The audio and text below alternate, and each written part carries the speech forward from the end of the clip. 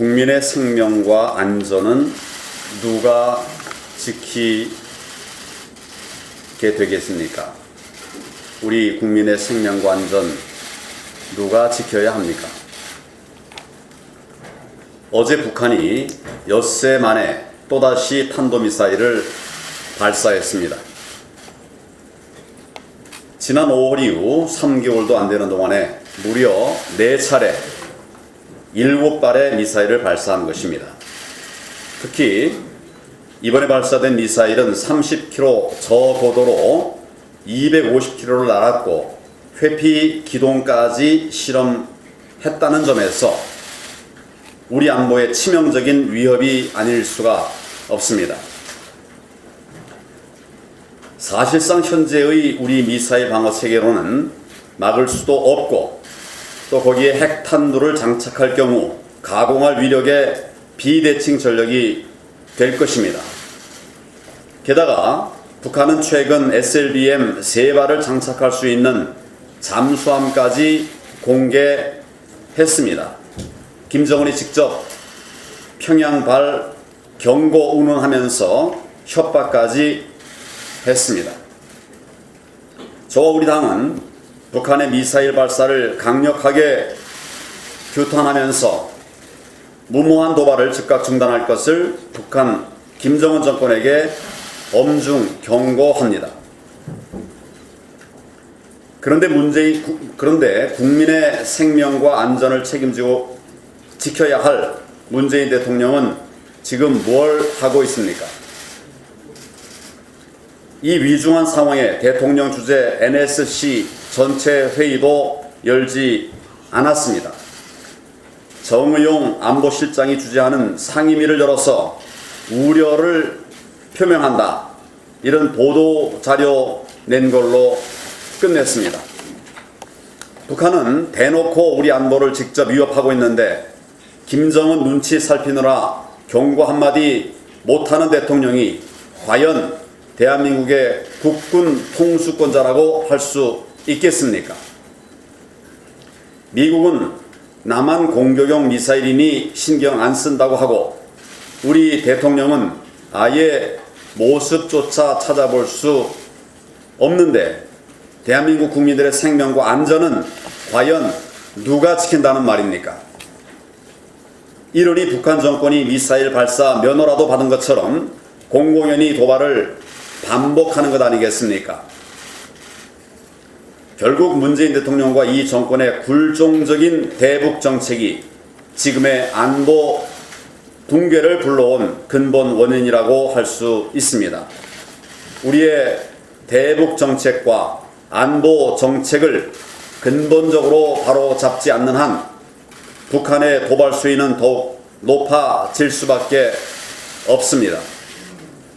휴지 조각이 돼버린 9.19 남북 군사 합의를 즉각 폐기 선언하고 외교안보 라인을 교체하고 유엔 안보리 소집을 요구하고 국정조사 수용해야 합니다.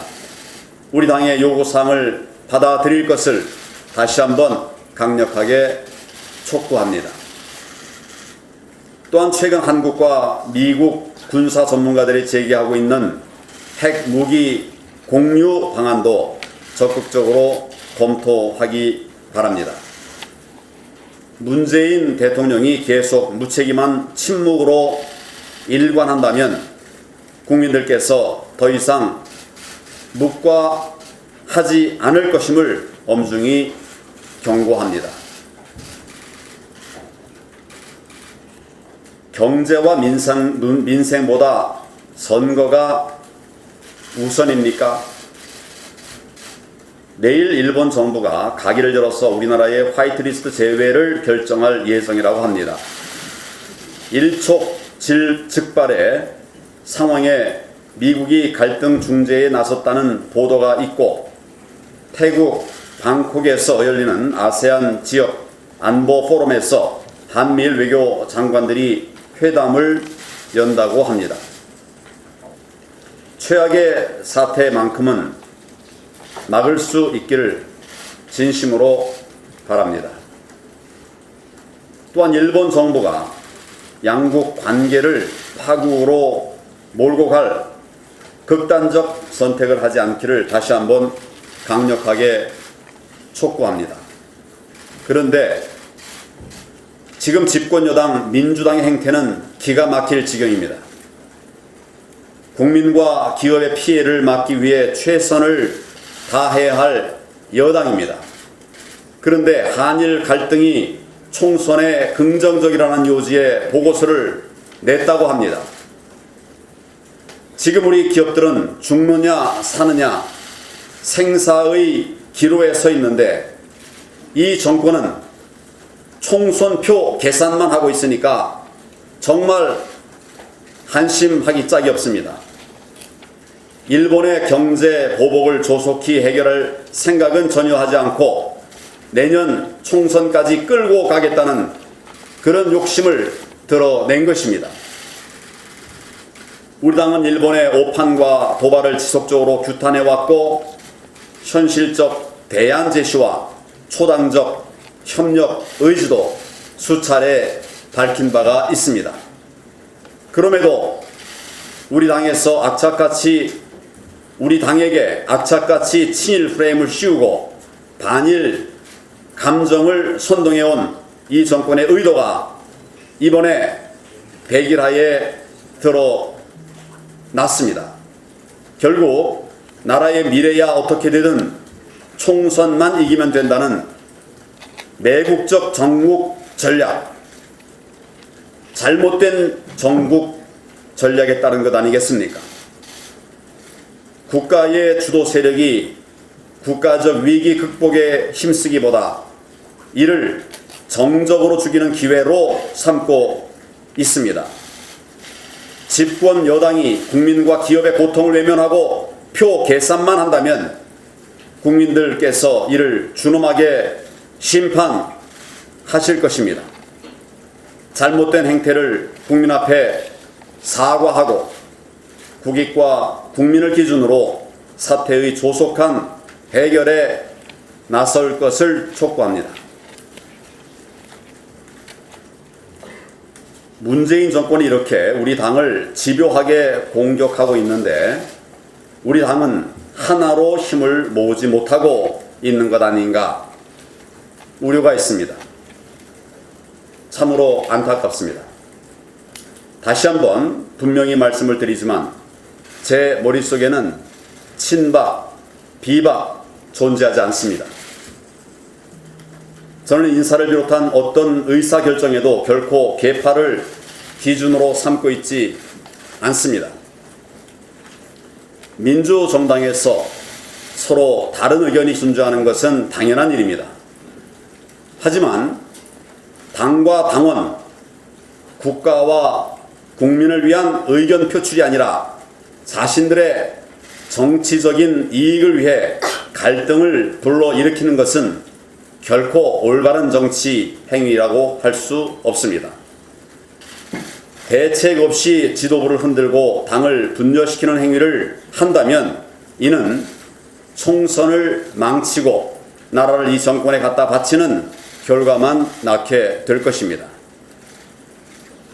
지금 이 순간에도 오로지 당과 나라의 미래를 걱정하면서 묵묵히 땀 흘려 일하는 당원 동지들을 생각한다면 더더욱 그런 해당 행위를 용납하기 어려운 것입니다. 당을 망치는 계파적 발상과 이기적 정치 행위에 대해서는 때가 되면 반드시 그 책임을 물을 것입니다. 반드시 신상하고 필벌할 것입니다. 우리 당의 어려운 현실을 걱정하는 목소리도 충분히 듣겠습니다. 제가 앞장서서 고쳐 나가야 할 일들은 분명히 인지하고 있습니다. 저는 어떠한 사심도 없이 당의 혁신에 매진할 것입니다. 그 과정에서 우리 당 구성원은 물론 국민들의 의견을 충분히 수렴해 나갈 것입니다. 저는 반드시 우리 자유 대한민국을 지켜 나가겠습니다.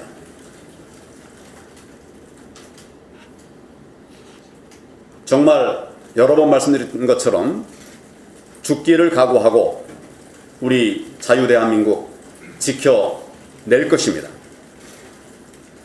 나라를 구해야 한다는 일치된 목표를 가진 모든 분들과 구존 동의의 자세로 대통합을 이루어 나갈 것입니다.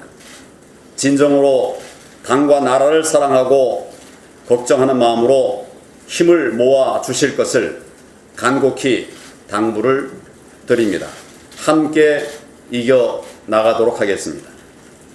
혹시나 했는데 역시나였습니다. 설마 했는데 정말이었습니다. 문재인 정권이 그토록 친일 반일 프레임에 집착했던 이유, 총선 승리 전략 그 이상도 그 이하도 아니었습니다. 결국 본질은 선거용 관제 친일 반일 프레임이었던 것입니다. 민주연구원이 아니라 민중선동연구원입니까? 국회의장, 국정원장, 광역단체장을 훑으면서 관제 선거운동 의혹의 중심에 서더니 이제는 선거를 위해 국가 경제, 안보마저 인질 삼는 정말 못된 심보가 이번에 명백히 드러난 것입니다.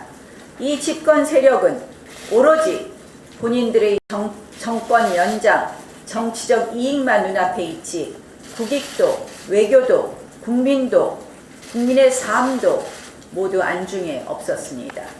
무엇이 대한민국을 위해 바람직한 것인지, 어떻게 이 난국을 돌파해야 하는지 해법을 찾기는커녕 그 와중에 선거 전략이나 짜고 있었던 것입니다. 이미 문재인 정부는 오늘날 벌어지는 이 일본 통상 보복의 국난을 예상하고 있었습니다. 문재인 대통령 취임 100일 즈음 외교부는 이미 강제징용 판결에 따른 부정적 영향을 전망한 보고서를 작성해 범정부적 대책 마련까지 제안했다고 합니다. 그럼에도 이 정권 계속적 감정적 대응만 남발했습니다. 무능, 무책임을 넘어서 간교한 집권 세력입니다. 저는 믿습니다. 그런 저급한 선동에 우리 국민들 결코 쉽게 휘둘리지 않습니다. 어제 우리 자유한국당은 정말 대승적 차원에서 당초 예정되었던 운영위원회 회의를 전격 연기해 주었습니다.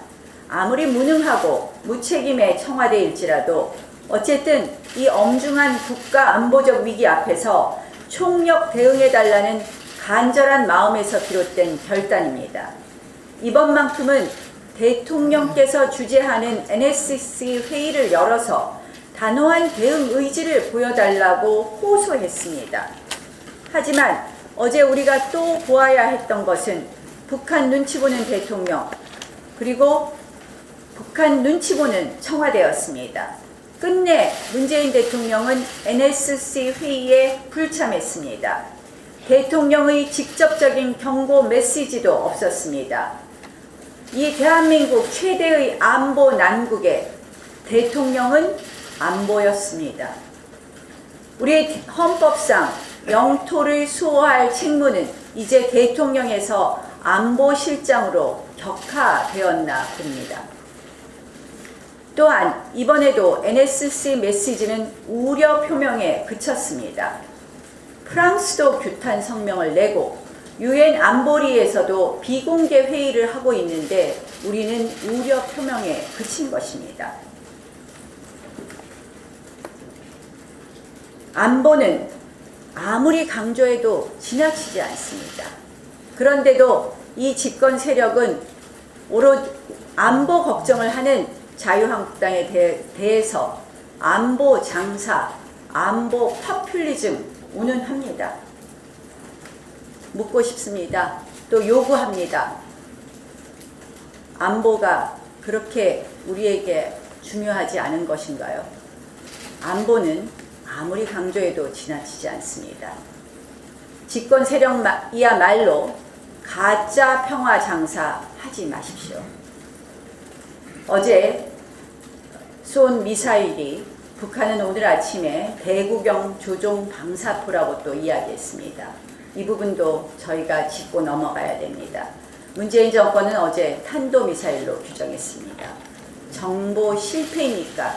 아니면 북한의 말장난입니까? 어찌되었든 지금 대한민국의 안보는 구멍이 나도 한참 구멍 나고 파탄이 나도 한참 파탄 났습니다. 집권 세력 정신 똑바로 차리십시오. 가짜 평화 장사 더 이상 하지 마십시오. 검찰, 경찰 인사에 대해서 한 가지 말씀드리겠습니다. 검찰 인사와 경찰 소환에 대해서 이 건들면 다친다를 넘어서 건들면 내친다가 이번 검찰 인사에서 노골적으로 드러났습니다. 이 어제 발표된 검찰 중간 간부 인사를 보면 공포 정치와 줄 세우기의 진수를 볼 수 있었습니다. 사실 이 정권에 칼을 들이댄 그러한 검찰들은 줄줄이 좌천되거나 내쫓기고 있습니다. 결국 우리가 검찰 인사로 확인된 것은 살아있는 권력 앞에 줄 세우기였습니다. 경찰은 또 어떻습니까? 여당과 소위 이 여당과 짬짬이해서 소환과 출석을 연이어 가고 있습니다. 이 불체포 특권과 관련 없는 경찰 소환을 두고 의원 특권 운운하면서 국민을 선동하고 있습니다. 부당한 소환, 편파적 수사에 맞서서 저항하는 야당을 경찰과 합세해 탄압하는 여당이야말로 문재인 정권에서 가장 세다는 여당 특권을 누리고 있습니다. 민주연구원에서 우리 국민들이 매우 실망할 그런 문건 내용이 나왔습니다. 지금 국민들께서는 순수하고 순결한 뜻에서 일본 제품 불매 운동을 하고 있습니다. 그리고 일본 안가기 운동을 하고 있습니다. 그런데 이 더불어민주당은 그리고 이 정부는 이 정치적 이득을 취하려고 이 반일 감정을 일으켰다는 그런 비난을 피해 나가기가 매우 어려워졌습니다. 더 가가는 이해찬 더불어민주당 당대표가 민주연구원장에게 주의를 줬다고 하는데 사랑하는 국민 여러분, 상식적으로 생각해 보십시오. 120명이 넘는 국회의원들한테 그것도 아주 비밀스러운 문건을 보내며 있어가지고 당대표 몰래 보낼 수가 있습니까?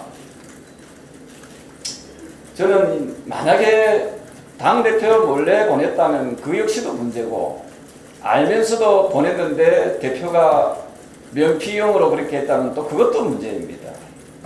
즉 다시 말씀드려서 순결하고 숭고한 우리 대한민국 국민들의 애국심을 이런 식으로 짓밟은 이 형편없는 집단, 이 자격도 없는 집단, 우리 국민 여러분 이거 어떻게 해야 되겠습니까? 저는 이 부분에 대해서 이해찬 더불어민주당 당대표는 당당히 국민 앞에 나서서 그 입장을 밝히고 또 국민께 사과해야 된다고 생각을 합니다. 북한의 탄도미사일에 대해서 말씀드리겠습니다. 우리 정부는 이 비정상적인 국가인 북한에 대해서 너무 정상적으로 대하고 있는 거 아닌가 하는 생각을 합니다. 오늘 뉴스 국민 여러분께서 보셔서 아시겠습니다만은 영국과 프랑스와 독일이 나서서 유엔 안보리를 열어서 북한의 탄도미사일에 대해서 규탄하고 어떤 식으로 제재할 것인가를 회의를 한다고 합니다. 다행스럽게도 지난번에 최고위원회의에서 황교안 당대표께서 유엔 안보리 왜 우리 정부가 소집하지 않느냐라고 말씀하시는데 그 내용을 대한민국 정부가 응답한 게 아니라 영국과 프랑스, 독일의 타 국가의 정부가 응답했다는 겁니다. 이 얼마나 이것도 기가 찰 노릇입니까? 다행스럽게 이 외국에 의해서는 이 북한에 대해서 이 유엔 안보리 회의가 열린다고 합니다. 현재 이 유엔 안보리 산하에 대북 제재 위원회가 있습니다. 이 위원회의 의장국이 바로 독일입니다. 이 독일의 메시지를 국민 여러분께 다시 한 번 더 전해보겠습니다. 독일은 이렇게 말을 했습니다. 어떤 형태의 북한 탄도미사일도 유엔 안보리 결의를 심각하게 위반한 것이다. 이렇게 규정짓고 있습니다. 저는 지난번 최고위원회에서 이제 우리 대한민국은 자강해야 될 시점에 왔다고 주장했습니다. 저는 우리 스스로가 힘을 기를 때 우리 국민의 안전과 생명을 지켜낼 수 있다고 생각합니다. 국민 여러분, 이 자강하자고 하는데 저 또 더불어민주당에서는 또 일부 세력에서는 이것이 보수 진보의 논리로 해가지고 안보 노름을 하고 있다는 식으로 격화시키고 있습니다. 어떻게 나라를 강하게 만들고 나라를 강하게 지키자고 하는 것이 어떻게 이게 보수의 논리입니까? 저는 보수 진보를 떠나서 첫째도 자강, 둘째도 자강, 셋째도 자강하는 이 대한민국이 되어야만이 더 이상 동북아시아에서 우리 대한민국이 다른 국가로부터 저는 차별받지 않고 또 소외받지 않는다, 그런 생각을 합니다. 그래서 그런 의미에서 우리는 1992년 이전으로 돌아가야 됩니다. 최소한 우리 대한민국에는 전술핵 재배치가 이루어져야 합니다. 그래서 우리 대한민국 스스로 우리 국민을 지켜내고 우리 국가의 자존심을 지켜내는 그 일에 저는 집권 여당도 함께 동참해 줄 것을 강력하게 요청하고 호소합니다. 이상입니다. 민주당의 싱크탱크 민주연구원이라는 거는 이제 우리 국민들께서 많이 아실 거예요. 한일 갈등이 내년 총선에서 여당인 민주당에게 긍정적이라는 취지의 보고서를 작성해서 배포했는데 민주당 소속 의원 128명에게 배포했다고 합니다. 지금 우리 대표님께서도 언급하셨지만 드러난 거죠. 드러난 거. 속내가 다 드러난 거죠. 근데 보십시오. 민주연구원 원장은 양정철입니다. 저는 양정철이라는 이름 세 글자가 나오면 딱 떠오르는 게 있습니다. 배째들일까요? 노무현 정권에서 다 아시겠지만 그 청와대의 비서관이었던 양정철은 그 문체부 차관과 이야기하다 자기 뜻대로 되지 않자 배째들일까요? 이렇게 했습니다. 다 잊어버리셨겠지만 그 사람이 지금 민주당의 싱크탱크 핵심자로 있는 겁니다. 민주당이 반일 감정과 한일 외교 관계를 선거에 악용하려고 했던 계획이 증거로 확인된 거죠. 늘 제가 말씀드렸지만 한일 외교 관계를 정치에 이용하겠다는 아베 정권 악의적인 그 모습이나 민주당 정권의 이 악의적인 모습이 똑같지 않습니까? 국가의 이익을 희생시켜서라도 정권의 승리를 가져오겠다는 그런 행동, 모습 말입니다. 국가 경제, 기업이 모두 망가지든 말든 국민이 어려움에 처하든 말든 내년 총선에만 승리하면 되고 총선 승리를 위해서 반일 감정 악용하겠다는 것이 민주당의 의도라고 많은 분들이 미리부터 사실 예측해 오지 않았습니까? 그것이 그대로 맞아 떨어졌고 그 증거가 나온 겁니다. 민주당은 그래서 그랬는지 지금까지 문재인 청와대의 경제정책이 나라를 망가뜨리는 데 대해서 한마디도 못하고 숨죽이면서 속으로 총선 승리에만 몰두해 왔던 겁니다. 이제는 이런 우려까지 낳고 있습니다. 차라리 기존에 망가뜨린 경제에 대해서 일본 핑계를 대기 위해 더 외교 문제를 악화시키는 거 아니냐. 사실 이런 우려까지 지금 나오고 있습니다. 이것도 또 나중에 증거 나올 수도 있습니다. 총선 승리를 위해 국익을 포기하고 국민들과 기업의 이익을 희생시키는 것, 그것은 바로 국가를 팔아먹는 행위 아닙니까? 이것을 간단하게 말하면 매국행위라고 합니다. 국민들께 죽창을 들라고 하면서 국민의 애국심을 악용해서 정권의 안위만을 생각하는 행동, 빨리 포기해야 해요. 국가의 위기 상황에서는 초당적 대응을 통해서 국민들의 우려를 불식시키는 게 먼저라고 그렇게 떠들면서 민주당은 속으로는 이렇게 딴짓하고 있었던 겁니다. 여러분 또 생각나는 거 없으십니까? 중국 공산당이 일제국주의에 같이 싸우자고 국공합작 제의해놓고 뒤에서 국민당에게 총질하는 거, 그런 거 보는 거 같지 않습니까? 베네수엘라의 차베스 기억하십니까? 현존하는 지옥이 있다면 그것은 베네수엘라라고 합니다. 베네수엘라를 지옥으로 만든 사람, 그 차베스. 그 차베스가 들고 나왔던 구호가 바로 사람이 먼저입니다 였습니다. 사람이 먼저다. 어디서 많이 들어보셨죠? 문재인 대통령 후보 시절에 들고 나온 구호입니다. 아마 제가 알기로는 책 제목도 사람이 먼저다 그런 거 아니었나 싶습니다. 그런데 겉으로는 지금 사람이 먼저다 이렇게 얘기하면서 속으로는 선거가 먼저다 이러는 거 아니겠습니까? 제발 말 그대로 겉과 속이 좀 같았으면 합니다. 이상입니다.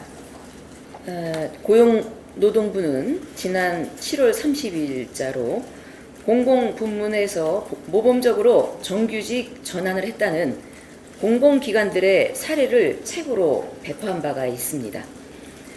그 발표한 주된 내용을 보면 공공기관의 15곳에서 비정규직을 정규직으로 대거 전환했고 인건비와 복리 후생비를 올려주고 정년 연장을 통해서 처우 개선을 했다는 내용들이 담겨져 있습니다. 그러나 그 실제 내용을 들여다보면 혈세를 낭비하면서 민간 기업으로 치자면 부실기업, 부도기업 수준으로 엉망인 기관들이었습니다. 예를 들자면 1985년 창사 이래 최악의 실적을 기록한 지역 난방공사를 비롯하여 2018년 부채 비율이 무려 8,764%를 기록한 한국국제협력단, 매년 만성 적자로 허덕이고 있는 지난 5년 동안 5천억의 적자를 내고 있는 대구 도시철도공사, 그리고 누적 부채만 9조 원에 달하면서 임직원에게 성과금을 퍼준 한국농어촌 공사까지 이 사례집에서는 모범 공공기관 사례를 열거하고 있습니다. 국민의 주머니를 털어서 정규직만 만들면 모범 공공기관인지 묻고 싶습니다. 문재인 정부 단 2년 만에 공공기관의 임직원의 숫자를 늘렸다고 하지만 채무는 늘고 적자는 쌓여가고 있습니다. 전체 공공기관 내 실적은 14조 3천억 원의 93%가 증발해버리고 말았습니다. 국민의 혈세를 마구잡이로 쏟아 부은 것입니다. 문재인 대통령께 요구합니다.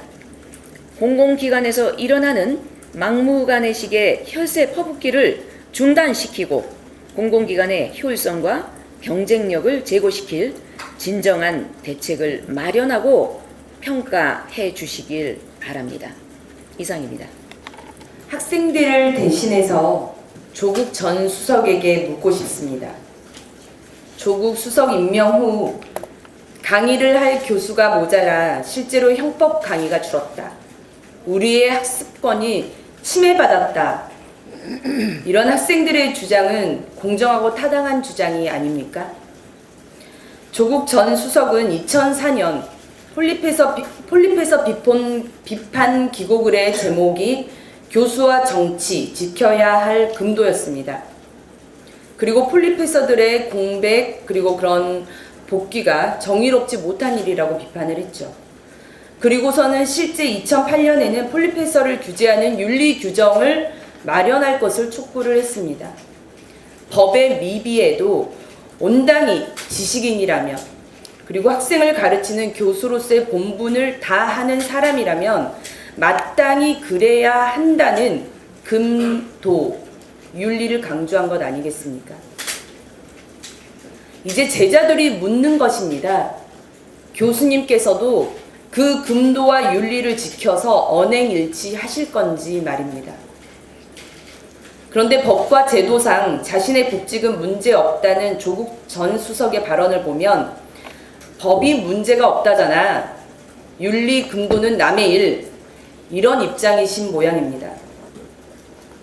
어제 보도가 나가고도 학생들의 주장을 비웃기라도 하듯 팩스 복직하셨습니다. 벌써 2년이 넘는 기간을 대학을 비웠고 피해를 본 학생들의 학습권에 대해서는 희생대에도 가치 없는 주장이다. 이렇게 일침 놓는 행위와 다를 바가 없었다라고 봅니다. 미국 등은 교수가 공직에 진출해서 2년이 넘으면 사표를 내고 강단에 복귀할 때는 재심사를 받아야만 합니다. 벌써 2년이 넘는 시간이 지났고 학생들의 피해가 속출하고 있습니다. 저는 좀 조국 전 수석이 스스로를 좀 돌아보셨으면 합니다. 법 이전에 자신이 윤리적으로 떳떳한 스승인지 말입니다. 이상입니다. 네, 어제는 이 기승전 총선인 현 문재인 정권의 내년 총선 전략의 실체가 드러난 하루였다라고 평가하겠습니다. 결국 들여다보니까 그 수단이 혀와 돈과 칼, 이 세 가지 수단으로 선거를 치르겠다라는 것이었고, 이거를 제가 이름을 좀 붙여봤습니다. 이거 SNS식 표현을 빌려서 표현을 하자면 썰전도 이 삼각 전법이다라고 이렇게 이름을 좀 붙일 수 있을 것 같습니다. 민주연구원의 보고서, 이 보고서를 보면 한마디로 이 마타도어, 흑색선전, 여론조작, 선전선동 이런 썰로 이 선거를 치러보겠다, 이런 것이 그대로 드러난 것이라고 볼 수 있는 것이고요. 잠시 후에 뭐 예결위원장께서 보고가 있겠습니다만은 이번 추경, 내년도 본 예산은 더 말할 것도 없겠습니다만은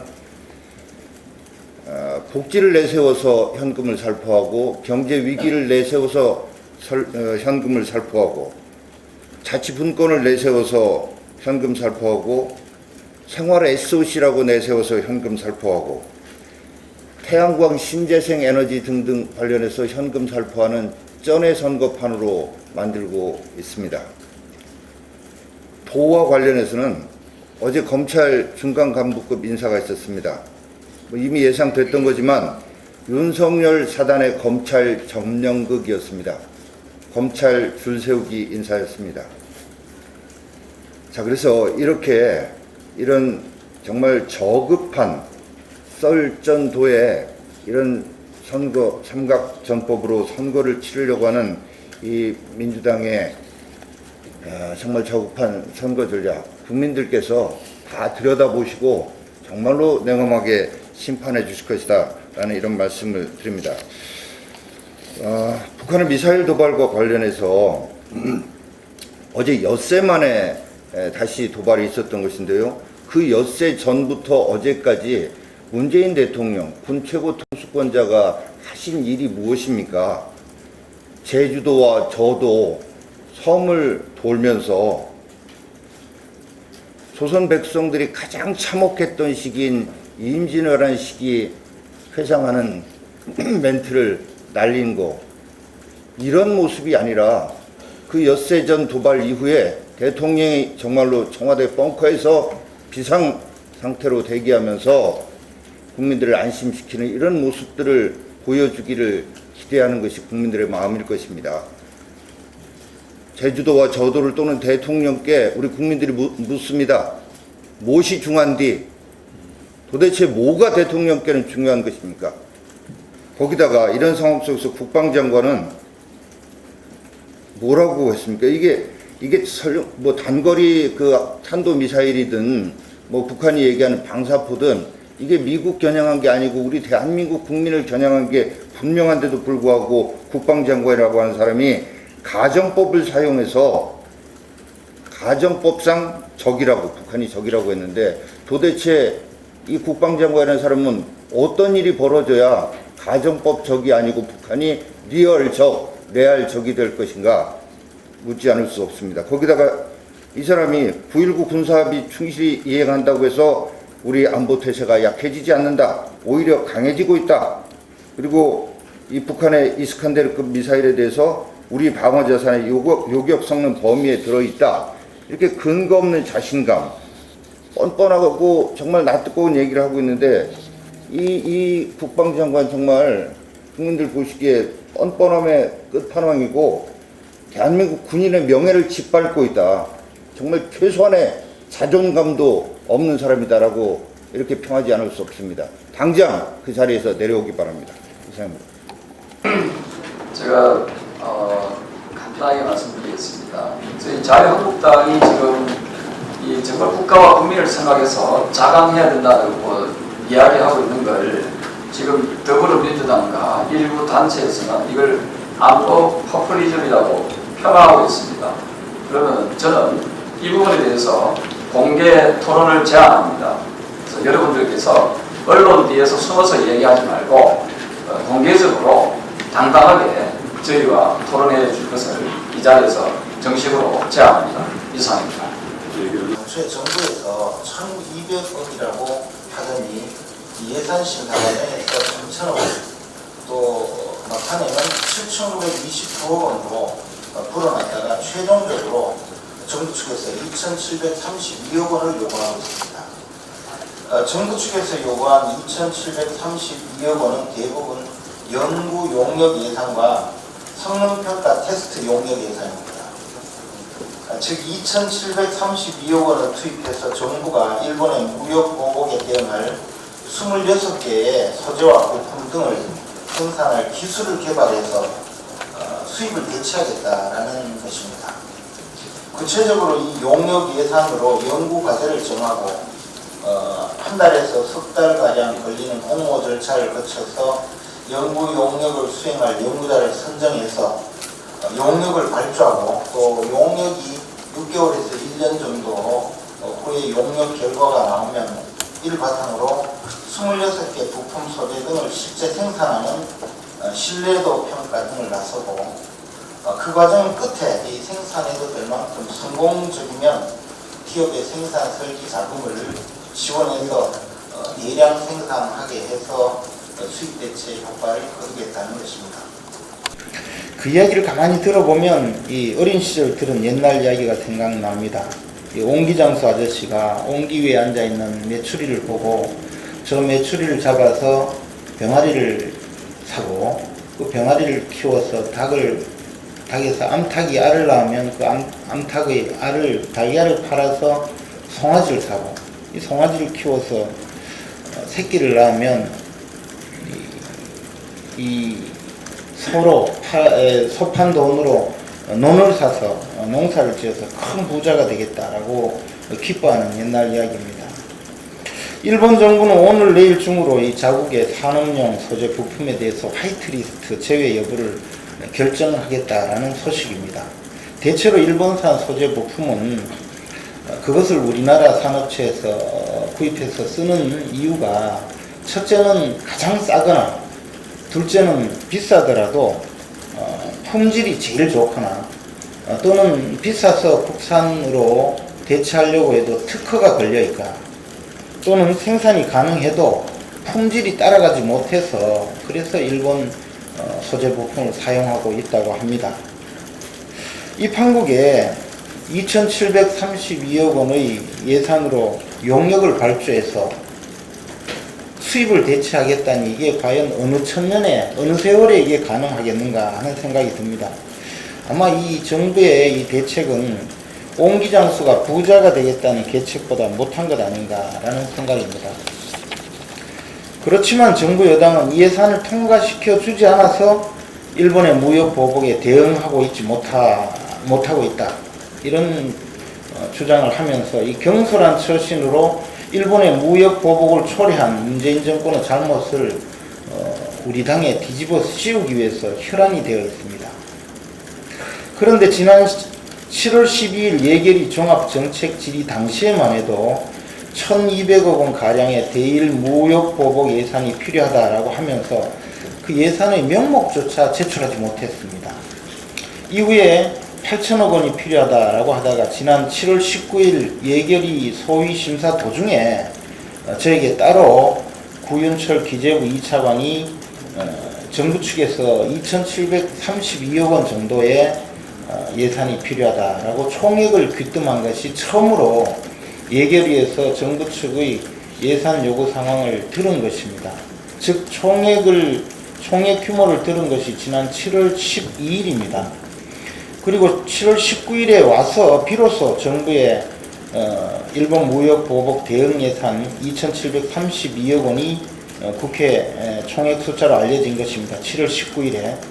그리고 나서도 그 예산의 구체적인 사용처 또는 내역을 설명하는 자료는 전혀 없었기 때문에 기존 정부의 추경 예산 신청서에 따른 6조 7천억 원의 추경 예산 감액 심사를 완료한 것입니다. 그리고 나서 정부 측의 이 보고 자료가 제대로 마련되지 못해서 심사 중단을 선언했던 것입니다. 어제 비로소 정부 측에서 2,732억 원의 대일 무역 대응 예산에 대한 내역을 예결위소에 보고를 했습니다. 그 내용이 누설돼서 혹시 정부 측의 그 대책에 지장을 초래할까봐 비공개까지 해가면서 보고를 받았는데 이 2,732억 원의 그 예산 내역은 딱 이 내용이 전부 다입니다. 근데 이 내용이 보면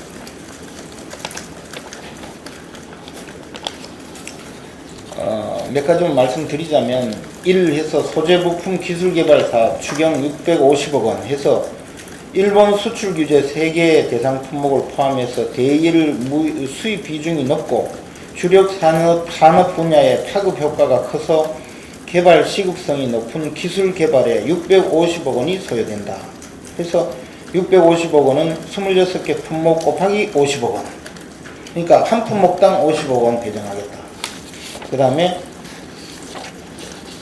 월드클래스 300 사업의 R&D 계속 과제 중에서 소재 부품 분야 18개 과제에 대해서 개발 기간을 단축하고 조기 성과 창출이 가능하도록 지원하기 위해서 53억 원 필요. 뭐 이런 식으로 해서 그냥 2,732억 원을 명세서를 제출한 것입니다. 결국에는 보고를 받고 보니 비공개할 필요조차 없는 그런 자료였습니다. 이제는 당 지도부에서 결정하는 대로 따르겠습니다. 정부 측에서 이 신청하지도 않은 예산을 국회에서 허겁지겁 보고를 받고 통과시켜주는 첫 번째 사례입니다. 1961년 국가재건 최고회의에서 예산을 초스피드로 통과시킨 이후 지난 7월 19일 날 처음으로 총액을 숫자로 귀뜸을 받고 통과시키는 역사상 유일한 사례라고 보여집니다. 이 옹기장수 장부보다 못한 예산을 통과시킬지 말지 당 지도부에서 정무적으로 판단해 주시기 바랍니다. 참고로 옹기장수는 메추리를 잡지 못하고 옹기만 깬 적이 있습니다.